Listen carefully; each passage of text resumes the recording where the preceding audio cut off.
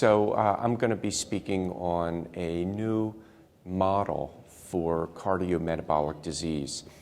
This is really cardiovascular disease risk in terms of the various metabolic causes of that cardiovascular disease. So for instance, the causes would be abnormal adiposity, which is the amount of fat, but it's also how fat abnormally distributes in the body, particularly how it's found in different organs like the liver and the kidney and the heart. It's also the function of the fat. It could be inflammatory. So it's not just the amount of fat in terms of body mass index or BMI, but also in terms of distribution and function. The second cause would be dysglycemia, and that's a word that just means abnormal blood sugar. It could be low blood sugar, but it also means insulin resistance. It means mild hyperglycemia, which are elevations in blood sugar seen with what we call prediabetes, more elevations like in type 2 diabetes, and then the association of complications with diabetes that can be microvascular complications, eye, nerves, kidney, and macrovascular, larger vessels, generally seen with heart disease and atherosclerosis, or hardening of the arteries. Other causes of cardiovascular disease that are metabolic include high blood pressure or hypertension, and also high cholesterol or abnormal blood fats or lipids, cholesterol, triglycerides. And then all of these interact in somewhat complex ways to determine the risk for cardiovascular disease. The model will show how that risk evolves over time, beginning with stage 1, which is a very, very early phenomenon, an early point in time where all you have is risk. Stage 2, where you have the beginnings of disease or pre-disease. Stage 3, now you have disease, but it's early. You don't really have symptoms. It's not causing complications. And then stage 4, where you have complications.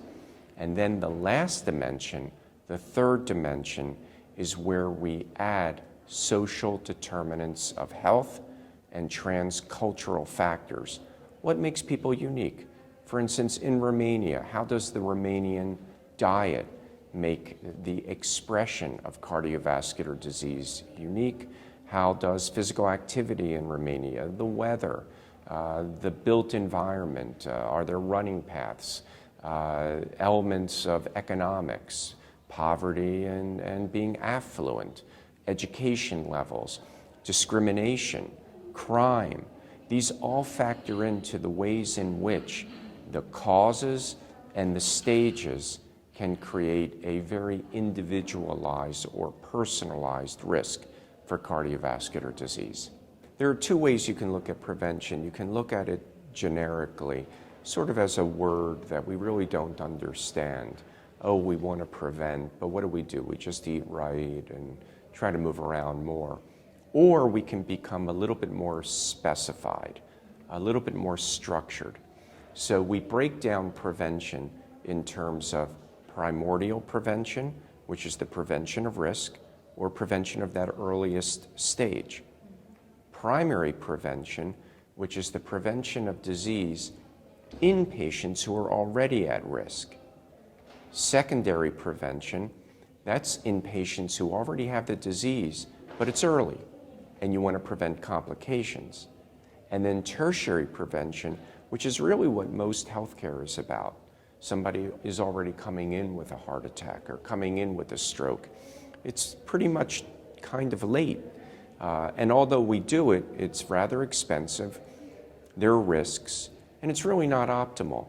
So the answer to your question is not so much should we prevent, of course, but when do we start the prevention?